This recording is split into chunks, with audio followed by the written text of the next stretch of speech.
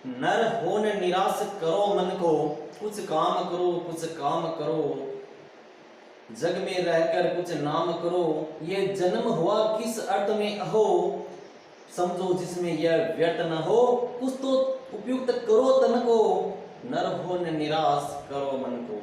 हमें अपने मन को निराश नहीं करना है, हमें कंटिन्यू लगातार आगे बढ़ते रहना है, क्योंकि हमारे मन में हीन भावना आते ही हमारी सभी अच्छी भावनाएं समाप्त हो जाती है। इसलिए हमें अपने विचारों पर हीन भावना का प्रभाव नहीं पड़ने देना है और कंटिन्यू आगे बढ़ते रहना है। नमस्कार, हम हमारे YouTube चैनल पर अपना एक अगला टॉपिक लेकर के फिर हाजिर हैं। आप वीडियो ध्यानपूर्वक देखिएगा। हम हिंदी साहित्य में काव्य दोष पढ़ रहे हैं और काव्य दोष में 8 काव्य दोष पढ़ चुके हैं। आज हम बाकी बचे काव्य दोष हम पढ़ने जा रहे हैं। हालांकि वो इतने परीक्षा की दृष्टि से इतने महत्वपूर्ण नहीं माने जाते हैं, लेकिन कोई पता नहीं कहां से किस प्रकार का प्रश्न दे दे, इसलिए 1 नंबर का ये जो प्रश्न आएगा इसको हम हल्के में नहीं लेंगे, क्योंकि 1 नंबर अभी तो हम देख लेते हैं कि क्या है। 1 नंबर का तो आता है, कोई फर्क पड़ने वाला नहीं है, लेकिन अगर यही प्रश्न अगर किसी कंपटीशन एग्जाम में आ जाए तो देखो इसका कितना मूल्य हो जाता है। तो यहाँ देखो हम काव्य दोष हम पढ़ रहे हैं। काव्य दोष में काव्य गुण और दोष।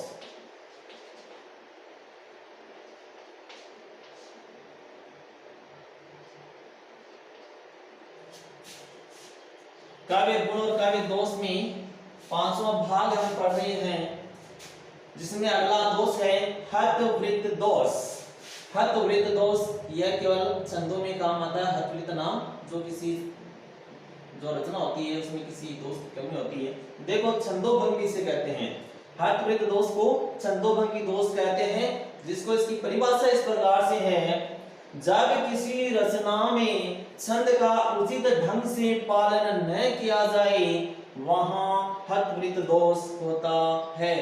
एक बार फिर से इसकी परिभाषा को याद करना है, जब किसी रचना में छंद का उचित ढंग से पालन न किया जाए वहां हतवृत्त दोष होता है।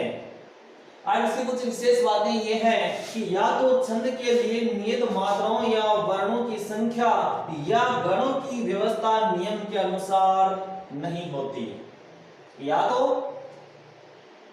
छंदों की जो मात्राएं होती वो ठीक से नहीं होती, या वर्ण जो है या तो ज्यादा हो जाते हैं या कम हो जाते हैं, या फिर गण का जो कर्म है वो व्यवस्थित कर्म नहीं होता। तो इस प्रकार की अगर कोई कमी रह जाए तो हतवृत्त दोष होता है। या फिर दूसरा है यति भंग होता है।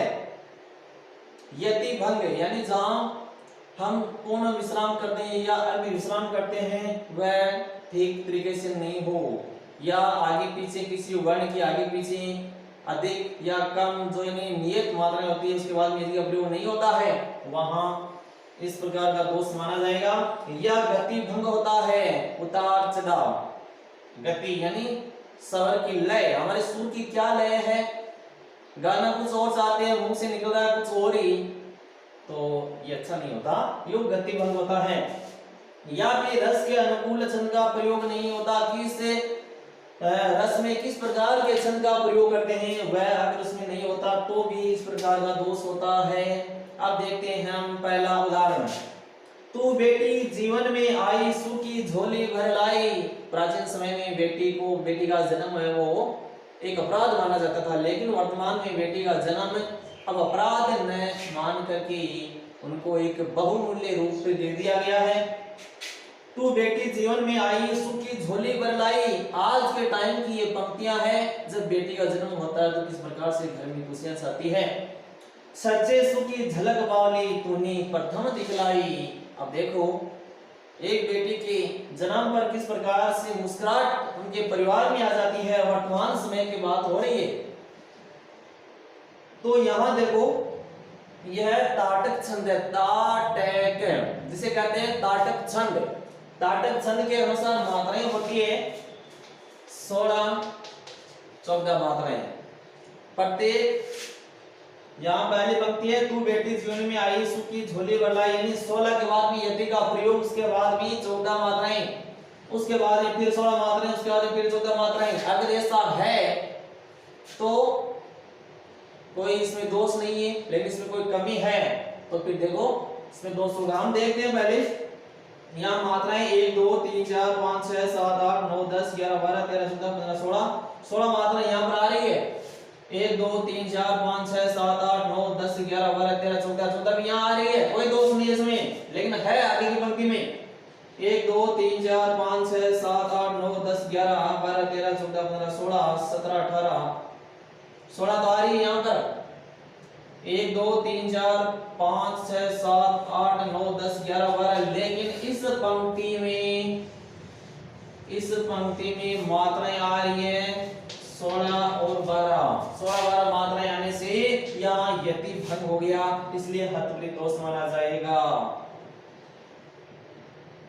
ये ताटन छंद का उदाहरण है। अब मात्राएं कैसे गिनते हैं ये भी पता नहीं है, लेकिन ये पता हमें अपने आप चल गया, क्योंकि अगले वीडियो में हम छंद पढ़ने वाले हैं, जिसे अच्छी तरीके से हम पढ़ेंगे। मात्राएं वर्ण कैसे गिने जाते हैं पूरी की पूरी जानकारी हम अगले वीडियो में प्राप्त करेंगे, किस प्रकार की मात्राएं कितनी गिनी जाएगी, तो वो भी हम अगले वीडियो में, नेक्स्ट वीडियो तुरंत आ रहा है। यहाँ देखो दो मात्राएं 1 2 3 4 5 6 7 8 9 10 11 12 13, सॉरी यहाँ यह है। अब देखो यहाँ पर यह है दोहा छंद की एक पंक्ति। दोहा छंद में 13 11 की मात्राएं होती है और उसमें 4 चरण होते हैं, लेकिन 2 पंक्तियों में लिखे जाते हैं। यहाँ पर 2 चरण है, लेकिन इसको एक पंक्ति में लिखा गया है। 1 2 3 4 5 6 7 8 9 10 11 12 13 13 मात्रा यहाँ, और यति का प्रयोग यहाँ होना चाहिए, लेकिन यहाँ यति भंग हो रहा है 7 में। देखो ये रघुराज शब्द है, ये रघुराज शब्द है, क्योंकि हम यति का प्रयोग यहाँ करेंगे और रघुराज यहाँ डेश का चिन्ह लगा दिया, तो यहाँ पर इस प्रकार की एक शब्द ढंग से न जुड़ करके इसका अलग अलग भाग कर दिया गया है, वो छंद की दृष्टि से अशुद्ध माना जाएगा। तो यहाँ पर यति का प्रयोग भी गलत है। और दूसरी बात देखो 1 2 3 4 5 6 7 8 9 10 11 12 13 मात्रा यहाँ और ये फिर 1 2 3 4 5 6 7 8 9 10 11 12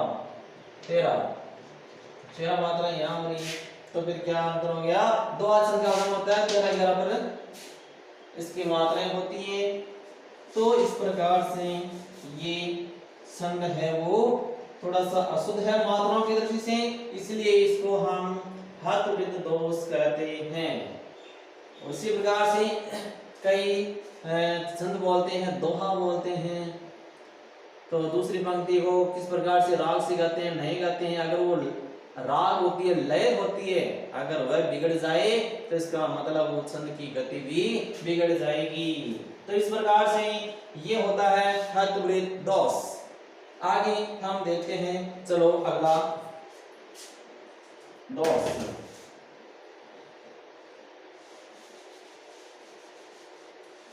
गेंडे सा मुखड़ा तेरा नगड़ी सी मुस्कान है, टांग तेरी देख के पूंछ तेरी देख के कुदरत भी हैरान है। चलो अब अगला लेते हैं, 10वां है, कौन सा? अगला है न्यून पदत्व दोष। न्यून पदत्व दोष, न्यून का मतलब होता है कम, पद का मतलब होता है शब्द जिस वाक्य में पूरे शब्द होने चाहिए लेकिन किसी शब्द की कमी रह जाए, सीधी सी बात है। परिभाषा देखते हैं, जब वाक्य में आवश्यक है, जब वाक्य में आवश्यक होने पर भी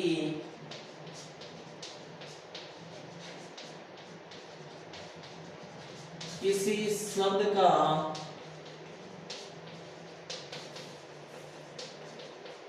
प्रयोग न किया जाए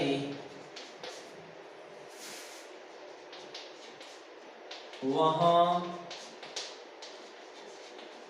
न्यून पदत्व दोष होता है। जब वाक्य में आवश्यक होने पर भी किसी शब्द का प्रयोग न किया जाए वहां न्यून पदत्व दोष होता है। उदाहरण के लिए लेते हैं, जैसे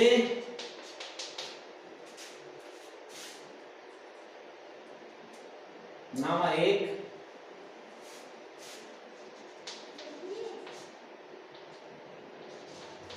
जंग छपा कदली होई बारी। जंग छपा कदली होई बारी, यहां हम देखते हैं क्या कमी रह गई। जंग छपा कदली होई बारी, जंग में जंगा के सामने कदली यानी केला छिप जाता है। जंगा को देख करके केला छिप जाता है। जंगा के सामने केला छिप जाता है। कदली होई बारी, जंगा के सामने केला बाड़ी में छिप जाता है। अब यहाँ पर है, जंगा को देख करके केला किस प्रकार से छिप गया, बात को बड़ा चढ़ा करके कहा गया है, इसलिए यहाँ पर अतिशयोक्ति अलंकार भी होगा। तो लेकिन यहाँ देखो, जंगा के सामने सामने शब्द का प्रयोग यहाँ होना चाहिए, लेकिन यहाँ इसका प्रयोग नहीं हुआ है। इसलिए जंगा के सामने सामने शब्द का प्रयोग होना चाहिए इसको अर्थ को समझने के लिए, लेकिन नहीं हुआ है, इसलिए इसमें न्यून पदत्व दोष होता है। अगला लेते हैं दूसरा उदाहरण।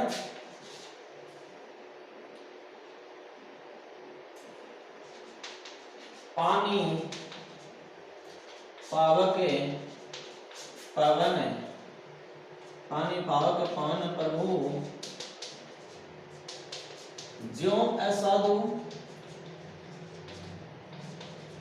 त्यों साधु। पानी पावक यानी अग्नि, पवन यानी हवा, प्रभु यानी ईश्वर की पानी अग्नि हवा ईश्वर जैसा बुरे लोगों के साथ व्यवहार करते हैं वैसा ही भले लोगों के साथ, यानी जैसा बुरे के साथ वैसा ही भले के साथ में। या जैसा या प्रति शब्द इसमें छुपा हुआ है, यानी इसका अर्थ समझने के लिए जैसा या प्रति शब्द का प्रयोग होना चाहिए, व्यवहार शब्द का प्रयोग होना चाहिए, लेकिन नहीं हुआ है, और नहीं हुआ इसके कारण से यहाँ न्यून पदत्व दोष होगा। ये हो गया न्यून पदत्व दोष। हालांकि परीक्षा की दृष्टि से थोड़ा सा कम महत्वपूर्ण है, लेकिन फिर भी हमें कंफ्यूज में नहीं रहना है कि कहीं ये नहीं आएगा, क्योंकि हम किसी की आत्मा में जाके नहीं देख सकते कि इसकी आत्मा में क्या छिपा हुआ है और कहां से दे देता है।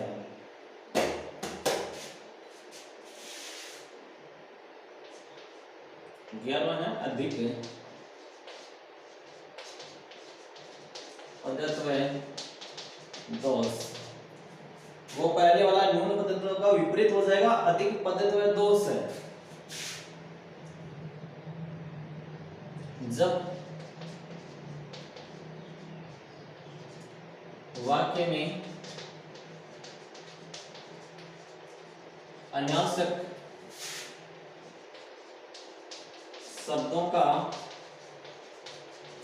प्रयोग किया जाए, अर्थात या अर्थात लिख सकते हैं, अर्थात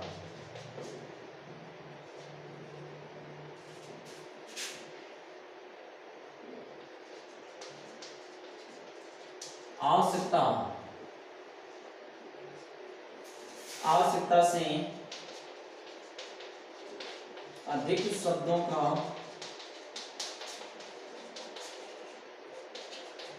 प्रयोग किया जाए वहां अधिक पदत्व दोष होता है। जब वाक्य में अनावश्यक शब्दों का प्रयोग किया जाए वहां, या फिर आवश्यक से अधिक शब्दों का प्रयोग जहां भी कर दिया जाए वहां अधिक पदत्व दोष होता है। आप देखो यहां पर उदाहरण के लिए लेते हैं, जैसे मन मेरा स्फटिका करती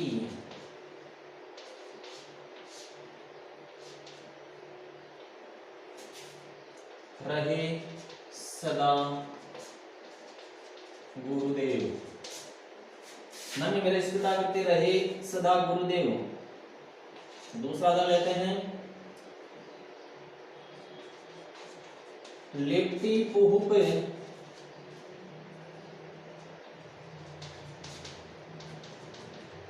परागपट सनिषेध मकरंद। मन मेरा सदा करते रहे सदा गुरुदेव। यहां मन को स्फटिक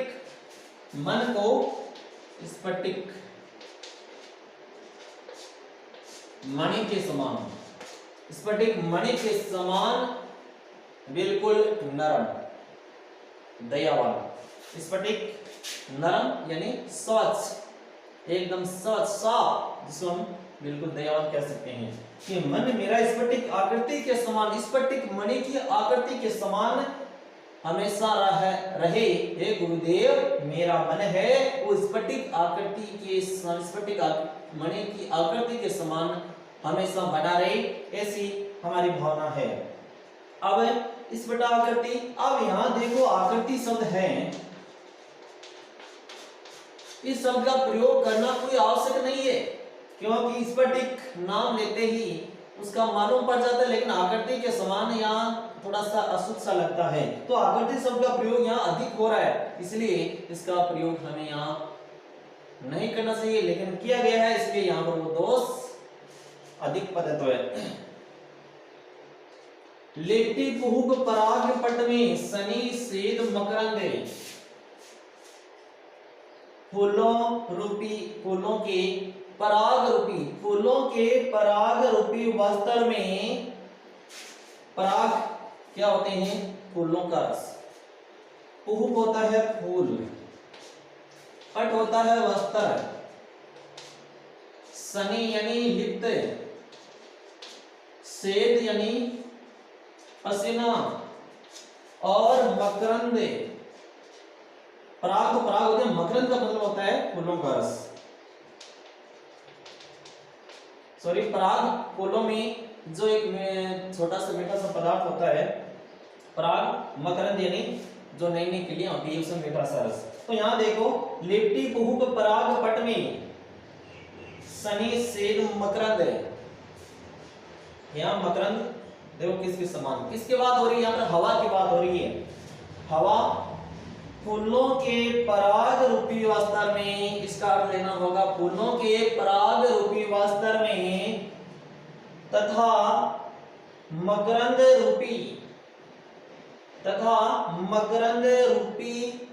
पसीने में, मकरंद रूपी पसीने में हवा एक स्त्री की भांति हमेशा लिप्त रहती है या सनी हुई रहती है, इसका अर्थ यह होगा।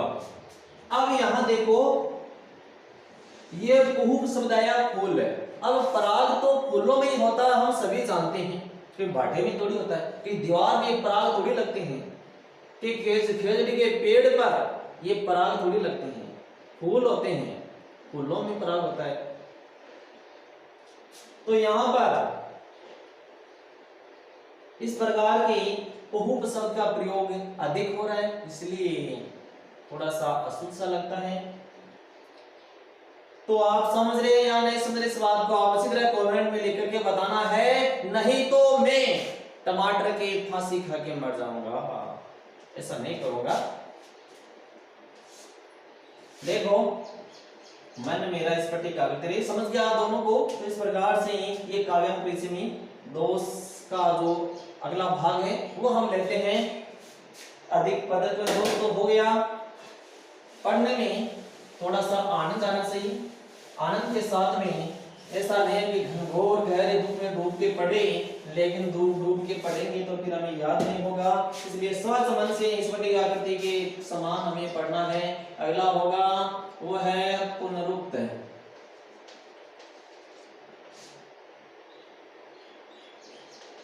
दोष, पुनरुक्त दोष जब वाक्य में अर्थ की पुनरुक्ति हो, अर्थात एक बात को दूसरे शब्दों में, अर्थात एक बात को दूसरे शब्दों में फिर कहा जाए,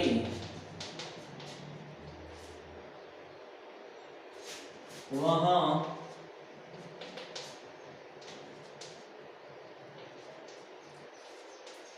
पुनरुक्त दोष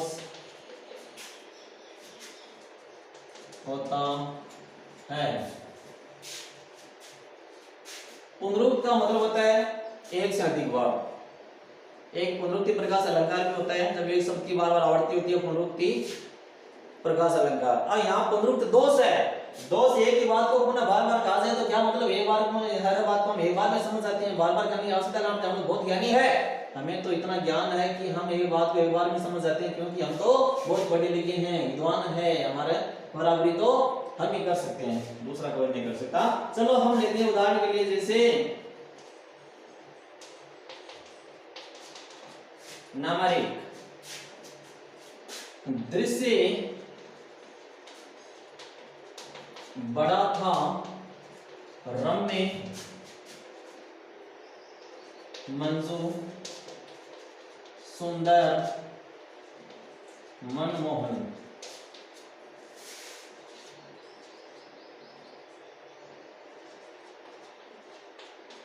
मूर्ति परी शुद्धि नहीं। दृश्य बड़ा था, रम्य, मंजूर, सुंदर, मनोहर। यहाँ रम्य शब्द का अर्थ मंजूर देता है, सुंदर देता है, मनमोहन देता है, लेकिन फिर भी इन शब्दों का प्रयोग कर रहे हैं, उन्हें पता नहीं है। हम तो रम्य शब्द में समझ गए कि रम्य का मतलब ही सुंदर होता है, फिर ये मंजूर, ये सुंदर, ये मनमोहन, इतने शब्दों की कहाँ आवश्यकता थी? यानी इस शब्द का अर्थ इन शब्दों में भी मिलता है, इसलिए इस शब्द का अर्थ यहाँ बार बार मिलने से यहाँ दोष होता है पुनरुक्त दोष। यानी इस एक ही शब्द का अर्थ रम्य शब्द का मतलब ही सुंदर होता है, तो लेकिन फिर यहाँ इसके पर्यायवाची शब्दों को यहाँ लिखने से कोई अर्थ नहीं है। मूर्छी परिशुद्धि नहीं, मूर्छा आ जाना, मूर्छित हो गया। अब मूर्छा आ गए तो फिर शुद्ध बुद्ध कहां से रहेगी? तो मूर्छा और शुद्ध बुद्ध खोना एक ही तो बात है, लेकिन यहाँ मूर्छा भी पड़ गई, यहाँ शुद्ध बुद्ध भी भूल गए हैं। शुद्धि आए शुद्धि जाए, अर्थात कौन सा अलंकार हो जाए यहाँ, क्योंकि शुद्धि किसी की याद आती है तो शुद्ध बुद्ध खो देती है, गोपी की कहानी है हुआ। हम अगले अलंकार में पढ़ेंगे। मूर्छी परिशुद्धि नहीं, यहाँ मूर्छा पढ़ना और शुद्ध बुद्ध भूलना, ये है एक ही बात दोनों में, और ये होता है पुनरुक्त दोष। इस प्रकार से ये कुल मिलाकर के 12 दोष हमारी हिंदी साहित्य में माने हैं, और इनका हमने बारी बारी से अध्ययन किया है। आपको पसंद आए तो ठीक है, नहीं पसंद आए तो बहुत अच्छी बात है, कोई बात नहीं। हम अगला टॉपिक छंद के बारे में है, जो तुरंत शीघ्र अति शीघ्र यहाँ अपलोड यहाँ पर हो जाएगा आपके लिए। तो आज हम इतना ही पढ़ेंगे। धन्यवाद। राम राम।